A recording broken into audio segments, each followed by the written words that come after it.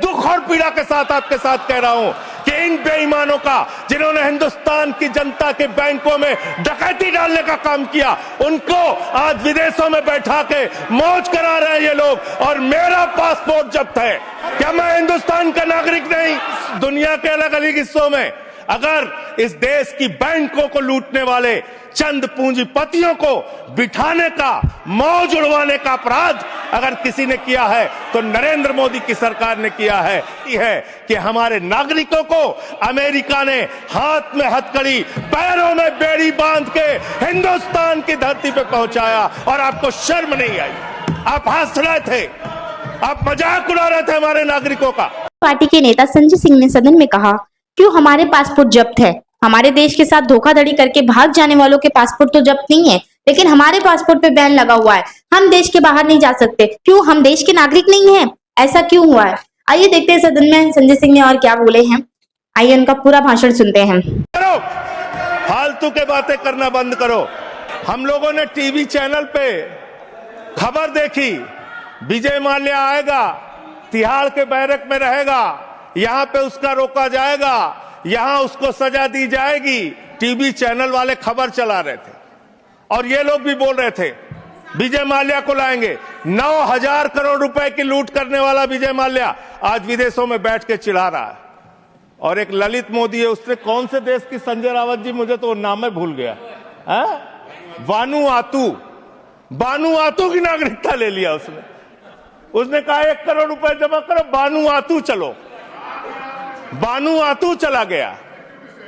अरे हिंदुस्तान, नितिन संदेशरा 6,000 करोड़ रुपए हिंदुस्तान का लूट के विदेशों में बैठा हुआ है, आपको चिढ़ा रहा है। हिंदुस्तान के डकैत आज विदेशों में बैठ के हमको चिढ़ाने का काम कर रहे हैं। जिन्होंने हमारी बैंकों को लूटा है, जिन्होंने आम आदमी का पैसा लूटा है, वो 20,000 करोड़ की लूट करने वाला नीरव मोदी और मेहुल चौकसी कई वर्षों से हिंदुस्तान छोड़ के बाहर बैठा हुआ है, चिढ़ा रहा है इस देश को। उस डकैत को आप पकड़ के अब तक क्यों नहीं ला पाए? जवाब दीजिए, क्यों नहीं इसका पासपोर्ट जब्त किया आपने? ललित मोदी आपका दोस्त, आपके नेताओं ने उसको भगाया हिंदुस्तान से। 3,000 करोड़ रुपए हिंदुस्तान की बैंकों का लूट के विदेशों में बैठा हुआ है, क्यों नहीं आज तक आप उसको वापस ले पाए?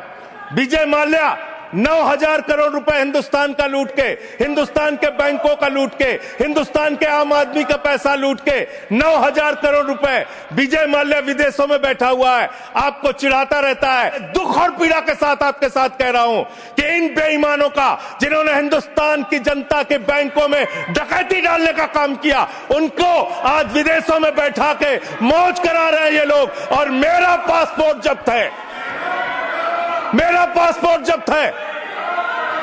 क्या मैं हिंदुस्तान का नागरिक नहीं?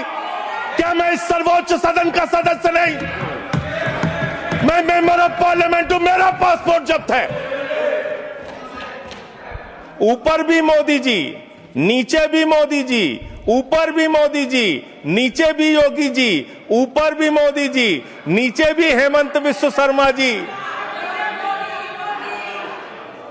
चारों तरफ महामानव की सरकार महोदया, महामानव की सरकार।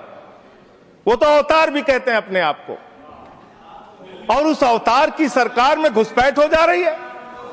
11 साल से हिंदुस्तान के अगर किसी कोने में अवैध घुसपैठिया है, अवैध रूप से कोई नागरिक रह रहा है, तो उसके लिए सीधे तौर पे भारतीय जनता पार्टी की सरकार और प्रधानमंत्री नरेंद्र मोदी जिम्मेदार है, कोई दूसरा जिम्मेदार नहीं है। बॉर्डर की सुरक्षा महोदया किसके पास है? बॉर्डर की सुरक्षा गृह मंत्रालय के पास है, बीएसएफ लगी हुई है वहां पे। चीन घुसपैठ कर रहा है, हम लोग चिल्लाते हैं, बोलते हैं, आपको उसके बारे में बोलने की फुर्सत नहीं। गलवान घाटी में हमारे 20 जवान शहीद हो गए, लेकिन शर्म आती है उस चीन के साथ आपने अपना व्यापार बढ़ाने का काम किया है, हिंदुस्तान का रुपया उन तक पहुंचाने का काम किया है। 11 साल से आपकी केंद्र में सरकार, और बांग्लादेशी घुसपैठिया आप नंबर नहीं बता पाते कितने भगाए आपने? आज बताइए कितने लोगों को आपने भगाया, कितने बांग्लादेशी घुसपैठियों को आपने हिंदुस्तान से भगाया 11 साल के अंदर? खाली राजनीति करते हैं। बंगाल का चुनाव आ रहा है, राजनीति शुरू, बिहार का चुनाव आ रहा है, राजनीति शुरू। अरे इससे ऊपर भी जाओ। और इन्होंने कितना बड़ा पाप किया वो भी बता रहा हूं, पूरे देश को सुनना चाहिए कितना बड़ा पाप किया इन्होंने। पंजाब के अंदर जो सीमा थी बीएसएफ की देखरेख में, उसको इन्होंने बढ़ा दिया, 50 किलोमीटर तक कर दिया। इसके साथ साथ इन्होंने tycoon profited after India relaxed border security rules for energy park. Energy park बनाने के लिए पाकिस्तान की सीमा में गुजरात के अंदर भारत की सुरक्षा कानूनों में रिलैक्स देने का काम इस अपराध इस सरकार ने किया है। अपने एक दोस्त को एनर्जी पार्क का ठेका देने के लिए, उसका फायदा पहुंचाने के लिए, उसका धंधा कराने के लिए, देश की सुरक्षा के साथ अपने दोस्त को फायदा पहुंचाने के लिए, अडानी को फायदा पहुंचाने के लिए आपने बॉर्डर की सुरक्षा पे, वहां के कानूनों पे रिलैक्स देने का काम किया। कितने शर्म की बात है, कितने शर्म की बात है। एक दोस्त के लिए देश की सुरक्षा के साथ आप समझौता करते हैं।